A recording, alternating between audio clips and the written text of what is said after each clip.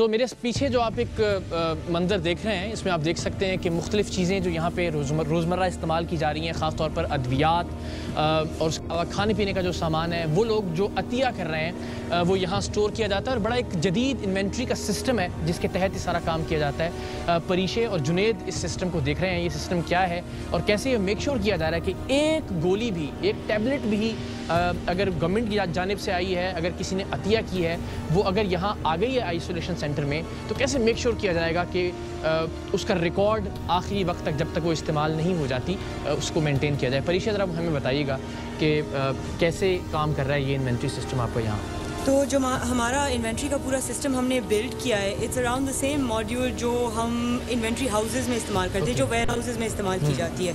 आपकी जितनी भी चीज़ें अंदर आती हैं वो, जिस तरह करनी कहा, it comes in through a GRN। जो चीज़ें बाहर जाती हैं वो रिक्विजिशन के थ्रू बाहर जाती हैं, गुड्स रिसीविंग नोट। तो डिपेंडिंग ऑन कौन सा सप्लायर आपको क्या क्या चीज़ें दे रहा है। इसी यहाँ पर जो हम लोग ऑपरेशन चला रहे हैं, मेजॉरिटी चीज़ें हम लोग डोनेशन पे लेते हैं, correct. So in These kinds of organizations जहाँ पर नॉट फॉर प्रॉफिट चीज़ें हो रही होती हैं, आपको अकाउंटेबिलिटी बहुत ज़रूरी है रखने के लिए। So, लोगों को भी ये एहसास हो कि हम जो दे रहे हैं वो सही जगह पे एग्जैक्टली। और आपको बाद रिपोर्ट मिले कि आपने कौन कौन सी चीज़ें कहाँ कहाँ इस्तेमाल की और कौन सी कैटेगरी में वो फॉल कर रही हैं। तो आपको सलाम है, अल्लाह ताला आपको अपनी ईमान में रखे, अपना बहुत सारा ख्याल रखें आप लोग। जिंदाबाद, थैंक यू।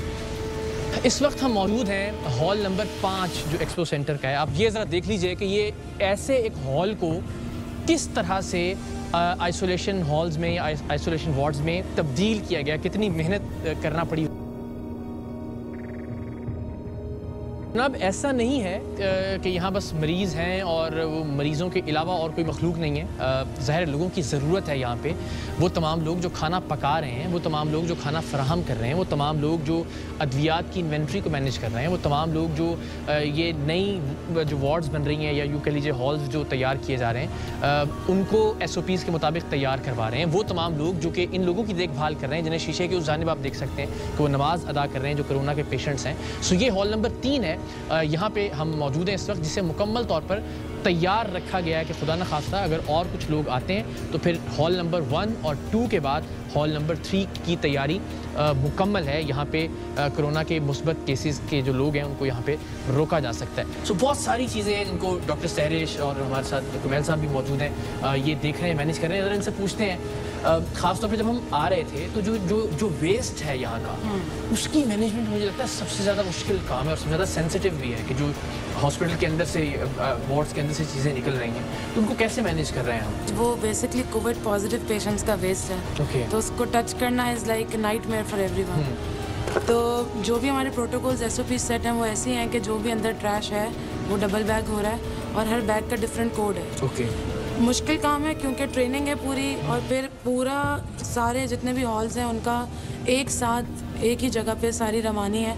ठीक है, तो कुमैल साहब आपकी क्या जिम्मेदारियां हैं यहाँ? आपने क्या अपने जिम्मेदारी खुद जो आपने ली है रज़ाकारना तौर पे? बेसिकली वार्ड एडमिनिस्ट्रेशन है, उसमें वार्ड का इंफ्रास्ट्रक्चर जितना शुरू से आता है वो सारी चीज़ें आती हैं। उसके अलावा वार्ड की इन्वेंट्री में जो हमने मेडिसिन रखनी है, मेडिसिन के अलावा जो बहुत इंपॉर्टेंट चीज़ है ये घर की तरह है लोगों के लिए, तो इन सारी चीज़ों का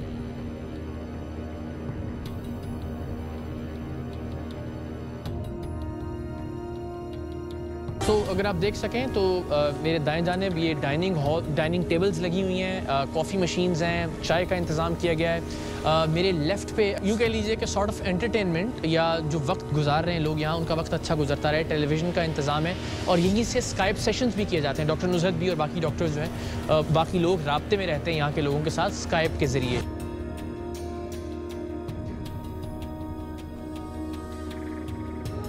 डॉक्टर साहब, ये सामान क्या है रेड बैग्स में खास? आज सुबह से जो पेशेंट्स आए हैं ये उनका लगेज है, इनको डबल बैग कर दिया गया है। सही, और वो तमाम पेशेंट्स हैं जो इस वक्त नमाज पढ़ रहे हैं। जज़ाकल्लाह, क्या बात है।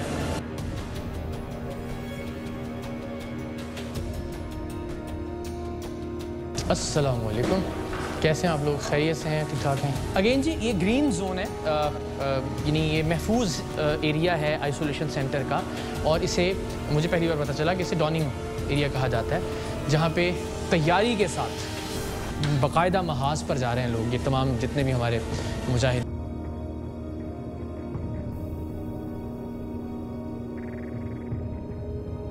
या अल्लाह, अब आप सोचिए कि मेरा नहीं ख्याल कि कोई हवा जाने का कोई ज़रिया अब रह गया है इस वक्त। और इस सिचुएशन में डॉक्टर साहब 6 घंटे गुजारने इनको, 6 घंटे ना ये खा सकते हैं, ना ये पी सकते हैं, और ना ही ये वॉशरूम जा सकते हैं।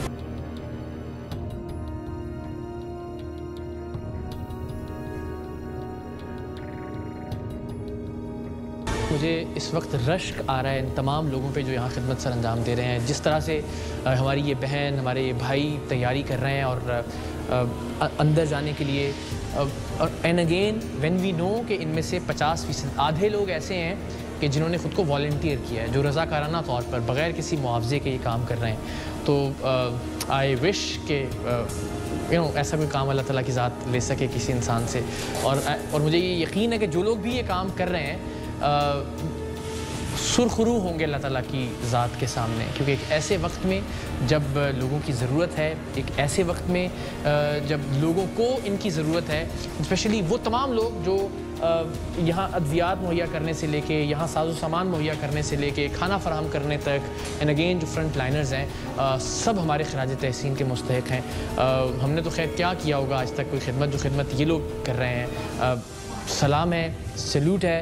और यही खराज तहसीन पेश करने के लिए हम आइसोलेशन सेंटर में मौजूद हैं और आप लोगों को दिखाने के लिए और बताने के लिए कि आपके लिए ये लोग दिन रात काम कर रहे हैं। सो प्लीज़ आप एहतियात कीजिए। ऐसी सिचुएशन में हम में से कोई भी नहीं चाहेगा आकर रहना, ऑल्दो कि मुकम्मल तौर पर तमाम तर जो इंतज़ामात किए जा सकते हैं इन लोगों की बेहतरी के लिए, इनके आराम के लिए वो किए जा रहे हैं, लेकिन उसके बावजूद खुदा ना करे कि कोई भी यहाँ आए। सो प्लीज़ एहतियात कीजिए, जितना मुमकिन है अपने घरों में रहिए। इन सब की तो जिम्मेदारी है, इन सबको तो ये काम करना है। इन्होंने सब ने ये तय कर लिया कि इनको ये काम करना है। हमारी मजबूरी है कि हमें ज़ाहिर है हम जब तक नहीं दिखाएंगे, हम जब तक नहीं बताएंगे, आप तक बात नहीं पहुँचेगी। सो अल्लाह ताला ने रोल्स दे दिए हैं, आप कम से कम अपना किरदार इस तरह से निभाइए कि आप घर पर रहिए। आप मुल्क की खिदमत कर रहे होंगे, इंसानियत की खिदमत कर रहे होंगे, आप लोगों की खिदमत कर रहे होंगे अगर आप सिर्फ घर में रहते हैं। आप वही काम कर रहे होंगे जो ये लोग कर रहे हैं, यानी ये भी फ्रंट लाइनर्स हैं। आप अपने घर में रहकर फ्रंट लाइनर का किरदार अदा कर सकते हैं। सो आप सबसे रिक्वेस्ट है, प्लीज़ जिन SOPs का, जिन हिफाजती तदाबीर का बार बार आपसे कहा जा रहा है, उनको ज़रूर फॉलो कीजिए। इन लोगों की खातिर जिस परेशानी से, जिस तकलीफ़ और जिस अजियत से गुजर कर ये लोगों की खिदमत कर रहे हैं, उसका एहसास करते हुए please stay home, stay safe.